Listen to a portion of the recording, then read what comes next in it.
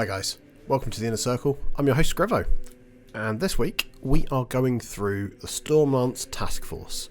This is through the lens of darkangels, so I'm going to look at what it does, the key units, which might be darkangels, might not be, and then an example list, because I have been taking this to events. I'm going to be on my third event this weekend with it, so let's get going. So right, Stormlance Task Force gives you Lightning Assault.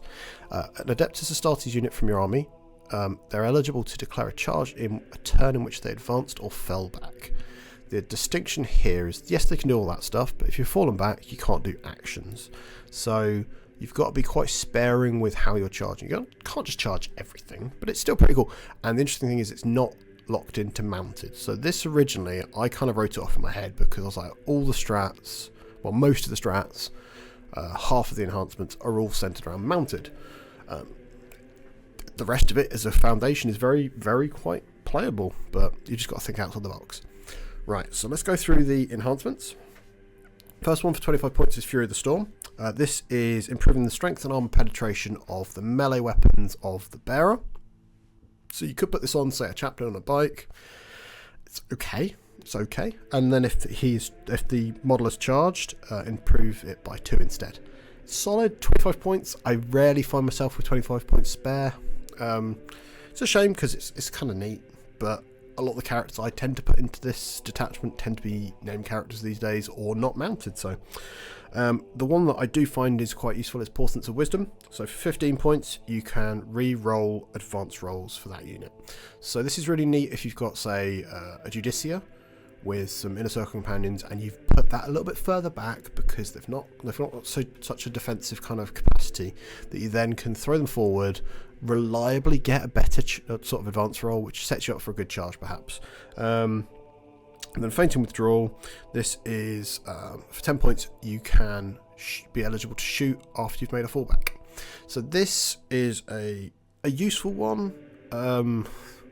The only time I really think I would use it is if I was really desperate to get some mortal wound chip damage onto something and I fall back, throw a grenade, I've then got assault weapons, my weapons just fire at them, but at the same time it's just it's situational. I think it could be a clincher, but at the same time it's, if I've got the 10 point spare, maybe. And then Hunter's Instinct, this is a mounted unit. You can come in from strat reserves a turn earlier than the rules would let you. So, yep, that's all right, but it is 25 points. So, not only is it a mounted locked one, I just find that I'm not going to really use it. So I won't worry about that one too much, guys. But right, shall we get on with some stratagems then? So there is, I think, 2 of these that I quite often use. So that is Armor Contempt and Shock Assault. The rest, yeah, they're okay, but because they're vehicle or mounted, I find myself not utilising them as much as I probably could with how I build my lists, but that's fine. So Armor Contempt is worsen the AP by 1 of their attacks. Pretty handy. So I find a lot of the time, if someone's hitting me with AP2 stuff and my Deathwing Knights that are in my list, because there's blatantly going to be 15 in the list, if I'm in cover, their AP2 becomes nothing, so I've got 2 up save. Generally, that's what I end up doing. It's working out them kind of whether it's worth it with the benefit of cover on top of it a lot of the time. Blitzing Fuselage for a CP is in your shooting phase. You can pick a unit that is about to shoot, that is eligible to shoot, that hasn't been selected yet. Until the end of the phase, their weapons are Assault. If they already have Assault, they become Sustained Hits 1. That's okay, but most of the time I'm building lists not with shooting in, so yeah, it's neat, but maybe it's if you want to throw in a clutch, because you need to be eligible to shoot to throw a grenade. So maybe for a CP, on top of the CP for grenade, if it's that clincher, maybe, I don't know. And then Full Throttle, this is the one I don't think is really worth it at any time, because 2 CP is a lot. Unless you're getting a way of getting that cheaper, it's a lot, because all you're doing is getting an auto 6 on your advance, or 9 if you're mounted. That's really neat. I would rather spend the 10 points to give it to give a character the ability to re-roll the advance roll, I think, and then you're not spending 2 CP each time. So, and then the really useful one is Shock Assault. You can reroll charge rolls for your unit. this is mounted, and they gain lance. So this is pretty good if you've got something like Black Knights or Outriders in Dark Angels, I think, is really the only time you're ever really going to see it. And maybe the Black Knights are led by a command squad or a chaplain on a bike. Getting that +1 to wound is neat. Getting to reroll your charge at the same time, nice consistency, but yeah, it's fine. And then we've got Ride Hard, Ride Fast.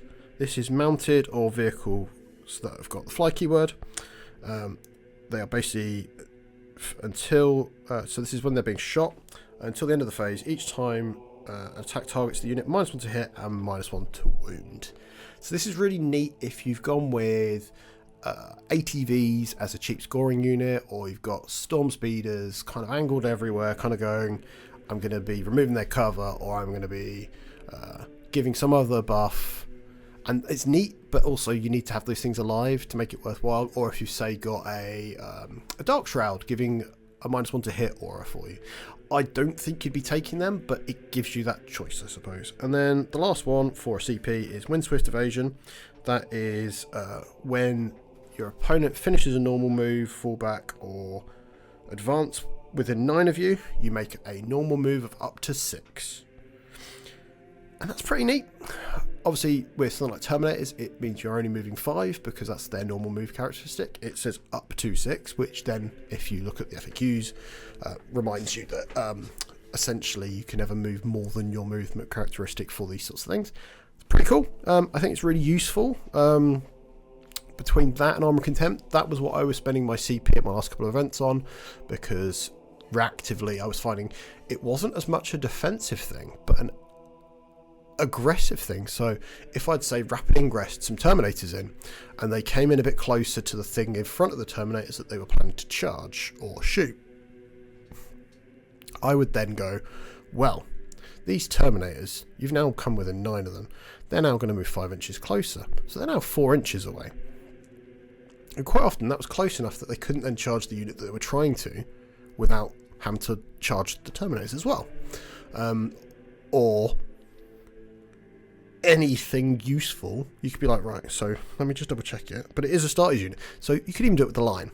So you could move 6 inches with the line and just be like, right, if you want to come too close, no, because I can now heroic indiv it. Like if you're within, if their charge is successful and they avoid the line, but it's within 6, you can then heroically intervene as well. And I found often, because you're taking Azrael, you don't really need to worry about your CP, so you end up spending it on some of these smaller combinations. So it's nice and interesting. But let's get onto it then. So the key units, if you're going to do a melee skew build, so if you're not looking at the mounted approach, you're going to have to take Azrael because you want that CP farm. A unit will then be given sustained hits 1 and a 4-up invuln. Those 3 things alone, why would not you take that? So quite often I will put him in a unit of 6 Inner Circle Companions, because if they're doing their lethal hits swing, they're lethal hits, and you get the sustained from Azrael, they get the 4-up invuln, and they're being led by characters, so they're -1 to hit in melee and in range, which is really neat. Deathwing Knights, giving them advance, fallback and charge is really, really, really nice. They're a hammer unit, so they go and smash into stuff. If they're vehicles or monsters, they're going to be just taking stuff down. They don't kill everything they touch. It does sometimes take quite a good amount of resource management to remove targets. Just a unit of 5 of them isn't just going to pick up anything in the game, so you have to plan about what you're going to do. And then jump back assault intercessors. They are fast infantry. Their Hammer of Wrath ability, you can, every time you charge, you can do more wounds. So being able to fall back, charge another small unit, and it's about picking the right target with them. So I found quite often I'd be tagging a tank or something, just making it awkward for them, or killing a little skirmishy sort of scoring unit and then falling back if you didn't quite kill them, charging something else. Really neat. And then Inner Circle Companions, they are something that you need to have them led by the right character, otherwise they are very squishy, but at the same time they will blend whatever you throw them into near enough. Like, between having an option of a lethal hits strike or a sweep that sustained hits 2, if that's going into something that re-rolls, like, so whether you're going into your Oath of Moment target or if you're led by someone that gives you re-rolls, they can be really quite obnoxious. And I think that's great. That's great. That's why I tend to take 2 units of them. Right, this is the slide of the key units if you're doing mounted. I think it's playable. I think it's very middle of the road, and you're going to be frustrated because it doesn't quite play the game to the standard that a lot of other armies or detachments can do. That said, Raven Wing Command Squad is quite cool. If they're them with Black Knights, you can make this quite nasty sort of death brick. It's great because you can then use all those strats and maybe put an enhancement on them. Very much that thing that it looks cool.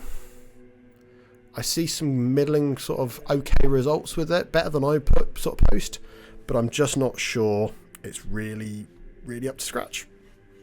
Chaplain on a bike, again, if he's leading a unit, can do some really nice stuff. So having him maybe leading some Black Knights could do a good job, but at the same time, I just think about maybe just charging on foot instead. And then Invader ATVs. I think even if you're doing the melee skew, maybe a couple of these in, because you can just drop them in, bring them in from strat reserve.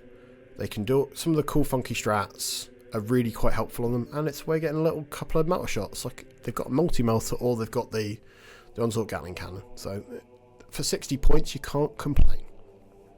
And then of course, if you're really wanting to be on the theme and you want to have one of those fly vehicles, the Storm Speeders are great because there's things like removing cover.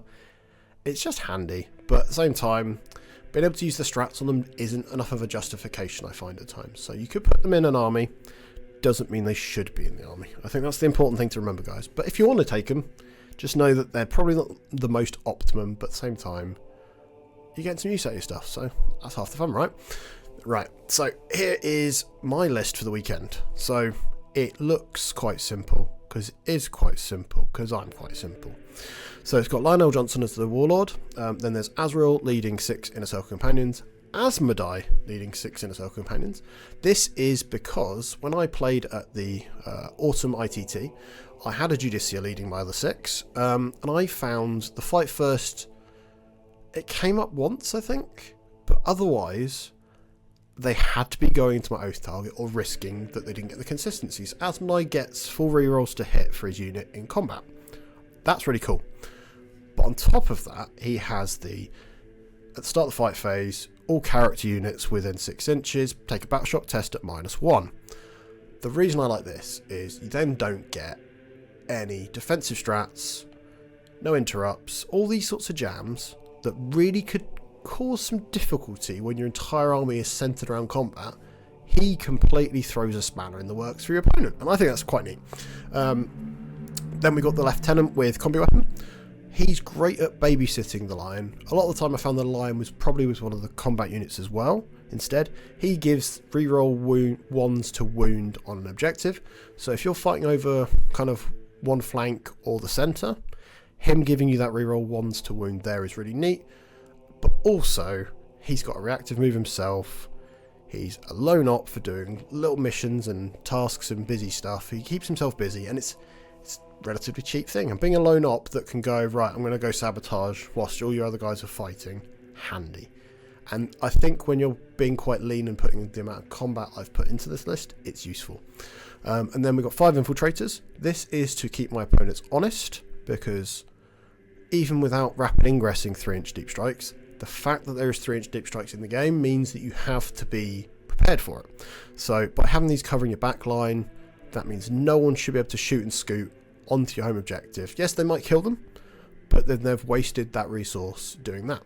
Then we've got 3 units of Deathwing Knights with maces. I've got some swords. I just still prefer having the maces because damage 2 is just good. Then we've got 2 units of Jump Pack Intercessors. They are probably my favourite unit from when I played them at ITT because they were just flexible. They're fast moving, so you can have them advancing 12 inches plus the advance and then charging. They get wherever they want, and that in itself has got such value to me. And then finally, 1 unit of scouts. I'd like 2 squeezed into the list, but it's hard to justify taking anything else out. I did build a list around the Lion dropping, getting another unit of scouts or 2. And a squad of jump packs. No, it was a jump pack squad, a scout, and a Calidus. So it's a lot more mission play, but I feel you lost more than you gained realistically. Like, this still scores alright. I did some good 90-point scores with it, so without Asmodai. So let's see. I'll be taking this to an RTT at the Hemel Wargames Hemel Hammer 2024 on Saturday.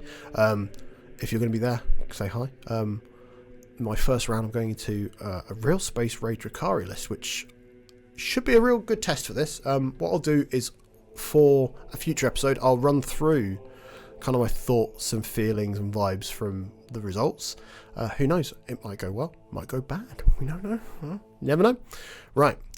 So what is next for the Inner Circle? So this is an interesting one. So we know that there is an advent calendar where there is 31 new detachments being released. I think someone said 31.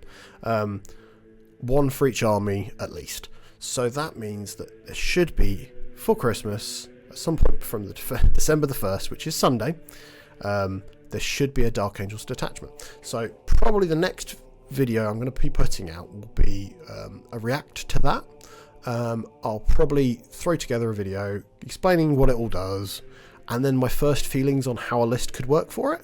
It's probably not going to be a million miles off from how Marines currently work, but you never know. It could just be, here's all the good stuff, in a new detachment it does something funky and different. And if that's what it is, great. If it means we get Cypher leading a detachment of Inner Circle Companions and something else, even better, right? Like, it could be anything. Or imagine if we had a proper combined arms force of Dark Angels that isn't just us playing Gladius, because we're not Ultramarines. We're not Ultramarines, guys. We are green. Right, and then once that one's done, I'll probably do an event report for the weekend's event, just because I like to be able to kind of break down what went well and what didn't, so that other people can learn from it. So thank you guys for tuning in. Obviously, if you like the video, please hit the like button below. It really does help with the algorithm. And if you don't already subscribe to the channel, please do. We do a lot of different varied content. We've got a lot of faction specialists doing videos about their favoured factions. I've been dipping into all the other Marines as well, doing some 101s. And we have a Tuesday night live podcast show as well called the That 6++ show. And if you really enjoy all of that, you can become a YouTube member. We do a good few videos a month exclusive for them, where it's often kind of questions get risen in our Discord, our very active Discord, and we kind of answer it in video form. If someone says, what about a video about this, and it sounds like a good idea, we do it, and it's a way of them getting something to say thank you, and all of that means very much a lot to us and makes all of this possible. So thank you guys, and until next time, see ya.